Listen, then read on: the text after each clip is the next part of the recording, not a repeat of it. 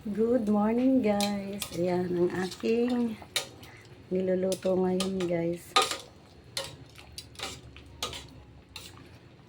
Pork nilaga. At dahil repolyo lang ang ano niya, gulay. Di naman magagalit ang pork natin guys na repolyo lang ang gulay niya.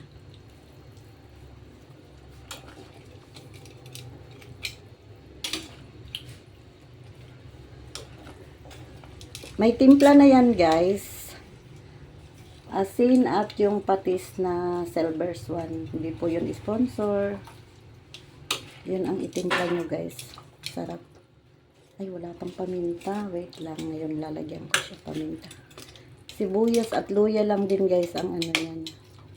Ricado.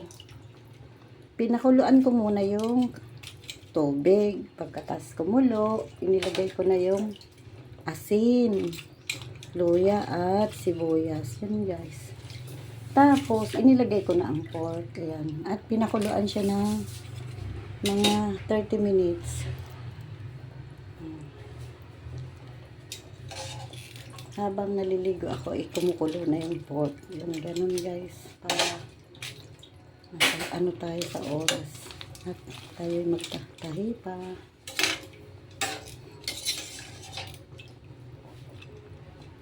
Yan, pakuluan lang natin yan ng mga 5 minutes.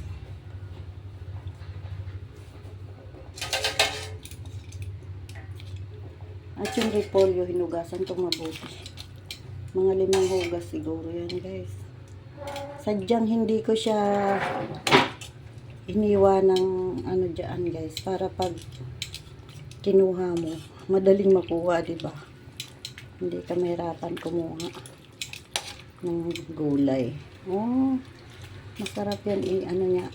Isawsaw sa patis na may kalamansi. Ayun, isawsaw pa rin. At di ko na yan dadagdagan ng ano.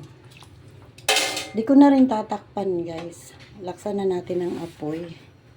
Wait lang, kukunin ko yung paminta. Ayan guys, lalagyan ko na ng pamintang durog. Ayan. At balikan natin after 5 minutes para di humaba ang ating video.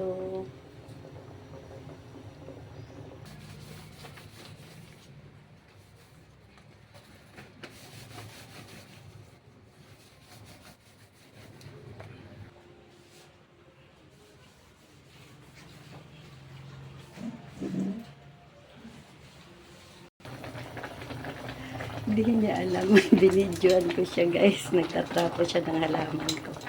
Ay, thank you. May nagtrapo sa halaman. Grabe kasi alikabok dito guys. Yan, commercial lang yun. Magagalit na naman yun. Magagalit pero matatawa. Ayan guys. Luto na ang ating repolyo. Mga 3 minutes na yata yan pinakuluan. Titikman ko nga guys. Yung isang kutsara ang gamit. Tikman nga natin.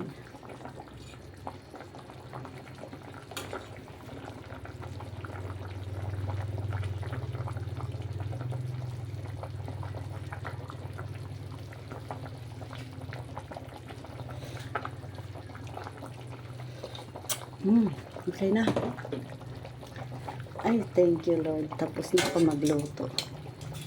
Yay! Ayan. Okay na siya guys. Yan lang ang aking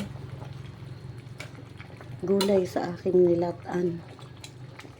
Thank you sa anak kong binata. Nagbili ng pork. Yung mga tatanda ayaw na mag-pork eh. Pero masarap baya ang pork.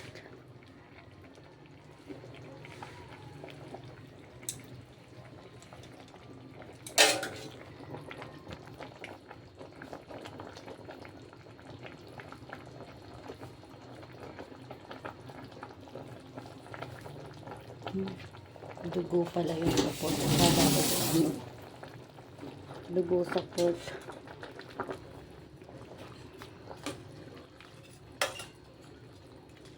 Ay, Thank you, Lord. May sabaw kami ngayon.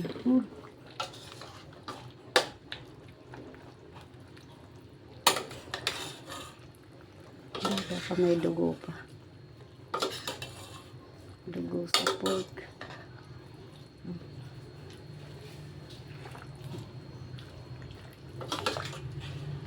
Wala na. Ibinabad ko pa yun kanina sa tubig. Ang daming tabanga na natanggal.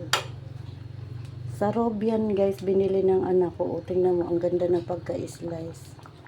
Kaya gusto niya doon bumibili. Kasi pag sa palengke, ang bakapal. Yung mister ko palengke, sa palengke naman yan bumibili. O kaya dyan sa may On Toys. Shout out sa On Toys. Yung bilihan ng karne dyan sa may labas ng highway guys. Tikman ko ulit.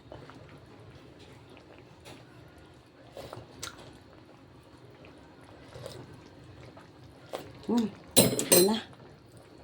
Nalasahan ko na yung patis. Thank you. Thank you guys sa panunood.